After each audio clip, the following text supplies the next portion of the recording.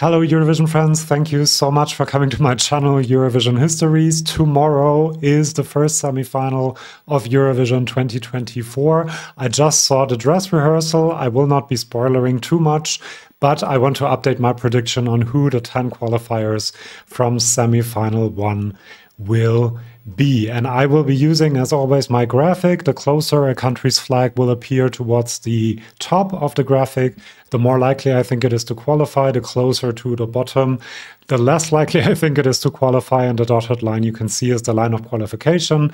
If the flag is above it, I think the country will make it. If it is below it, I think they might not. Again, this is my prediction, not my opinion. And also, I'm not an expert, so don't take it too seriously.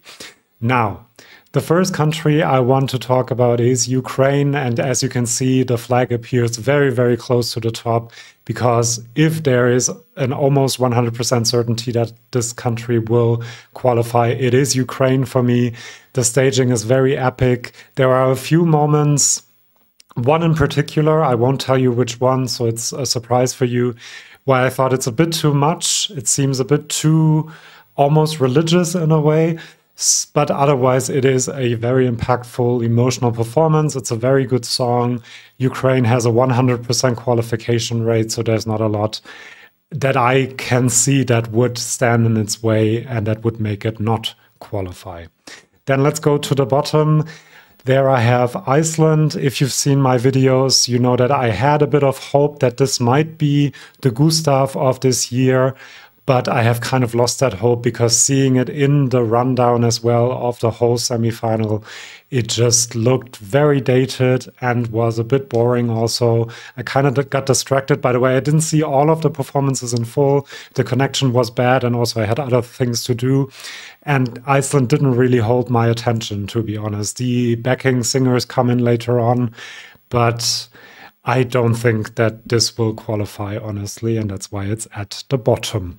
Then the next one, also at the bottom, is Moldova. Quite similar. And these are the two only returning artists this year. That tells you something. So I think we will have a final with only new artists. Natalia Babu is a charismatic performer. She's very nice as a person, I'm sure.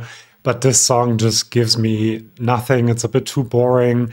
There's not too much that keeps you interested either. The stage looks quite impressive. There's a lot going on with the graphics, and it's quite beautiful in some instances. But that doesn't, completely cover the fact that the song is just not interesting enough. Interestingly, the second half of the semifinal is a lot less strong than the first half, and that might have something to do with my predictions later on in the video also, you will see. Then, the other one that is almost 100% for me is Croatia making it to the final. This performance was amazing, blew the roof off the place. The vocals sounded impressive, incredible. It looks quite similar to the Dora performance, but just better, slicker, more professional. He has grown so much, Baby Lasagna, as an artist, and I cannot see this not qualify. And these two, Ukraine and Croatia, are among the three that I think will actually win Eurovision, so it won't be surprising to you that I think it will qualify. Then, I can't even remember, it's Lithuania, also quite close to the top. It's third in the running order, which might be a disadvantage, but he delivered a great performance. It is a very visually impactful performance as well. It is memorable. It is a bit repetitive, the song, I have to say, now listening to it again for 3 minutes, but maybe that will help it also stay memorable for most televoters. And Lithuania is very lucky with the other countries that are in the semifinal, so I am quite sure that this will make it to the final. Then we have Azerbaijan. A bit like Iceland and Moldova's songs, this song is good. It has a cool soundscape, but it also doesn't have enough to keep me interested in the fact that they are so far apart on that stage. The staging doesn't really change as much as far as I could see, and it's all very gray and kind of understated. And so I don't see this making it to the final either. Next up, I have Finland, Windows 95 Man. I mean, this whole thing, is he wearing pants or not? People will look up, people will notice. I think a lot of people will be turned off by this because it does look very natural, let's put it like that. A few people will love it and will laugh at it. I laughed the first time I saw it, so maybe the first impression for casual viewers will be positive, and especially the people wanting to have a laugh and, you know, a laugh at Eurovision also will be voting for this.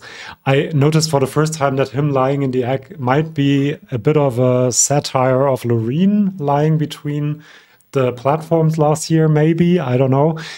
Anyway, I think this will qualify because it is a televote-only semi-final, and this is a memorable, funny performance. But personally, I think it is not a great performance, and it will not be a Eurovision history-worthy performance, I don't think either, but it will make it to the final, because that's how televote works.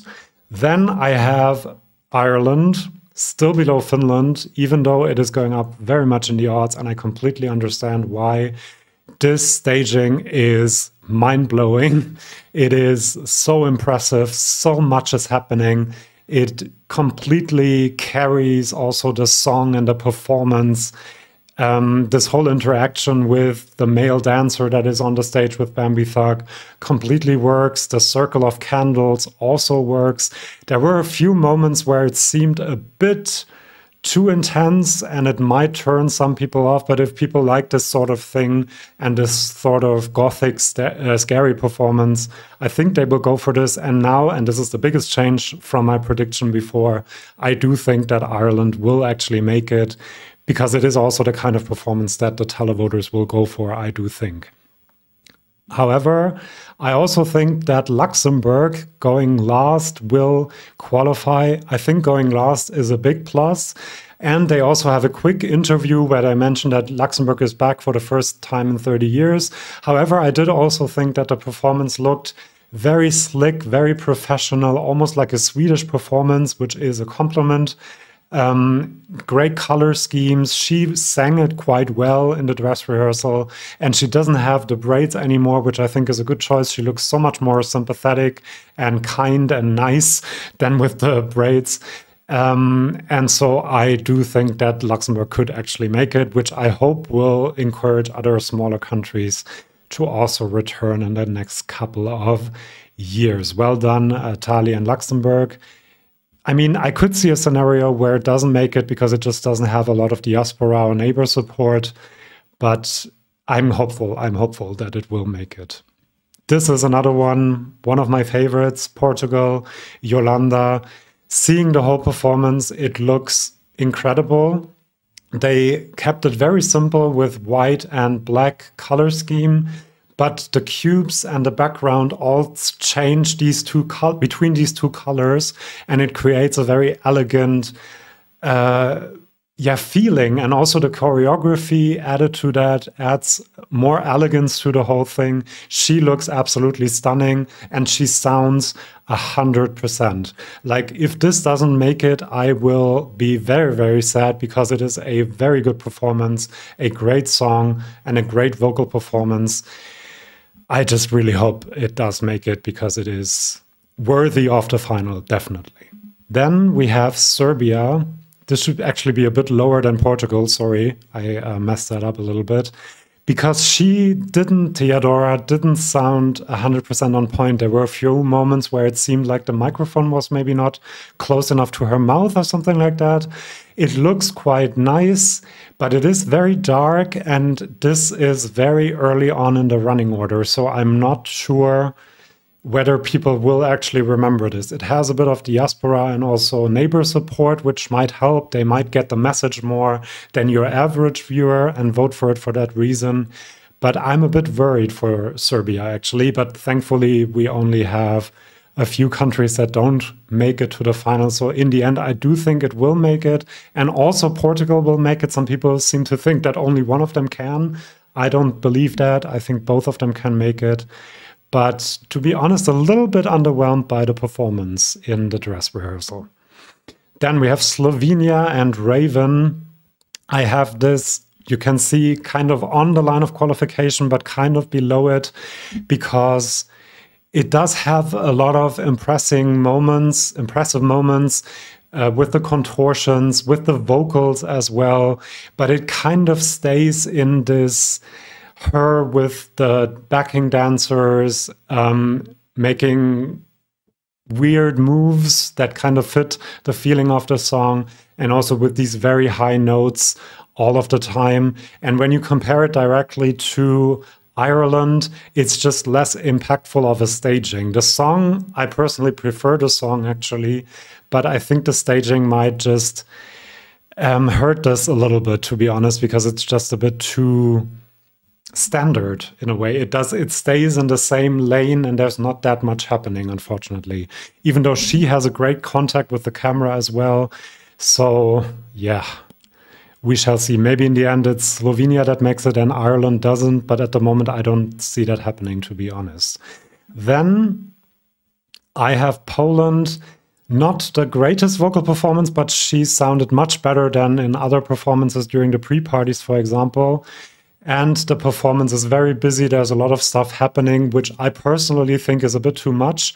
But because this is televote only, that might actually be good, because people will notice it, will see that something is happening on the screen and might remember it for that reason. It doesn't really tell a story to me. There is lots of tower imagery. She's on a red horse. You have the backing dancers. I don't really get it, but I think this might just get enough votes to make it, but I'm not 100% sure. As you can see, it's quite close to the line of qualification. And then the last two, I have the two kind of Australian entries, Australia and Cyprus. Now, one of them cannot make it. The other one will make it. I mean, in my prediction, obviously. The thing that makes me think that Cyprus might be in trouble is, number one, the first act to perform are Eleni Foureira and Chanel and also Eric Saade. But Eleni Foureira and Chanel, and then you have Cyprus. It just looks like a copy of these two iconic Eurovision songs, and I think it doesn't help Cyprus at all that these two are performed before it. What I do like about this performance is that the backing singers seem to be as young as she is, so there's not that big of an age gap, which would have seemed a bit strange, I think. The song itself is not that impressive to me, kind of Eurovision by the numbers, but also kind of 10 years ago. The dance break is not as impressive, and she is going first. And if you look at the countries that I predict to qualify, a lot of them are in the first half, and usually the second half has a few more qualifiers than the first. It can happen that only the whole first half qualifies, but that's not as likely. And kind of I think that Cyprus might be the one that is most in trouble. For Australia, actually, I was kind of positively surprised. It sounds good. It looks impressive. There's this moment where they are both in the background graphics and kind of disappear into molecules or atoms. I really like that. I love the didgeridoo inclusion in this. There are a few kind of weird moments as well in the performance, but maybe that will help it also to stay memorable. And so in the end, I would actually say that Cyprus makes it and, Australia makes it and Cyprus doesn't in the end. And I would also say that Slovenia is in a bit of trouble. So my non-qualifiers in semifinal one at the moment would be Slovenia, Cyprus, Azerbaijan, Iceland and Moldova. Now let's see tomorrow how wrong I am about this. Do let me know in the comments what your predicted qualifiers are. Where am I completely wrong? But you can kind of see also, I want to say that, in the graphic that a lot of the flags are very close together. So I'm quite unsure about a few of these.